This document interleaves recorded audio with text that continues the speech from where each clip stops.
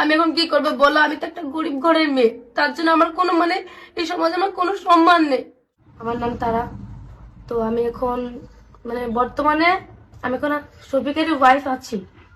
আগেও ছিলাম, এখনো আছি। তো আমিও জেলে গেছিলাম, শফিকও জেলে গেছিল একটা কারণে, কারণ আমাদের বয়স হয়নি তার জন্য। দিয়ে আবার আমি ওকে ছাড়িয়ে নিয়ে আসলাম, আমার মুখের এজাহারে ওকে ছেড়েছিল। তারপর সব ঠিকঠাকই ছিল, যে বয়স হবে তারপরে আমাদের আবার অনুষ্ঠান হবে, বিয়ে হবে, তারপর আমরা যাওয়া আসা করবো। এখন শফিক আমাকে রেখে অন্য মেয়ে ওই নহা সোনালী মেয়েটাকে নিয়ে সম্পর্কে যায়, তারপরে ওইসব খারাপ কাজ করে।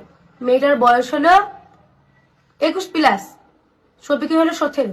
তো তোমরা তো দেখেছো যে ভিডিওটা শফিক করেনি, করেছে ওই সোনালী নামের মেয়েটা, কারণ ও ফেমাস হওয়ার জন্য, ভাইরাল হওয়ার জন্য, টাকা শফিকের টাকা লুটে খাওয়ার জন্য। তো এখন টাকা পাচ্ছে, ইয়ে করছে, আর শফিককে ফাঁসিয়েছে, এটা 1 নম্বর কথা। আর মেয়েটা তোমরা হয়তো দেখেছো যে মেয়েটা অন্য কোনো ছেলের সঙ্গেও ওরকম একটা খারাপ ভিডিও পোস্ট হয়েছে, কারণ মেয়েটার ওটা স্বভাব, ওটা করে লোকের কাছ থেকে টাকা নেই। ওর আগেকার এক্সের নাম হলো সৈকত, ওর কাছ থেকে ওসব করে ভিডিও নিয়ে ব্ল্যাকমেল করে অনেক কিছু, অনেক টাকা নিয়েছে। আবার একটা আইফোন আছে ওর হাতে, ওই আইফোনটা ওই ছেলেটার সঙ্গে কিনে নিয়েছে।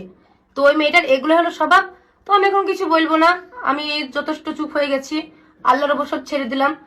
তো সোনালী আর রাজা এরকম ভাবে আমাকে ফোনে ফোন করে আমাকে এরকম করে ধমকি দেয় যে তোর স্বামীকে আমি জেলে ভরে দিব যদি আমাদের কথা না শুনিস, যদি শফিককে ফোন করে বন্ধ না করিস। তারপর শফিককে যা যা বলতে বলে শফিক আমাকে গালাগালি করে, ওরাও গালাগালি করে অনেক। সমস্ত প্রমাণ আমার এই ফোন আছে, তোমরা যদি জানতে চাও আমাকে কমেন্ট করো, আর আমি এই ফোনের প্রমাণ নিয়ে তোমাদের সামনে আসবো। আমি এখন কি করবো বলো? আমি তো একটা গরিব ঘরের মেয়ে, তার জন্য আমার কোনো এই সমাজে আমার কোনো সম্মান নেই।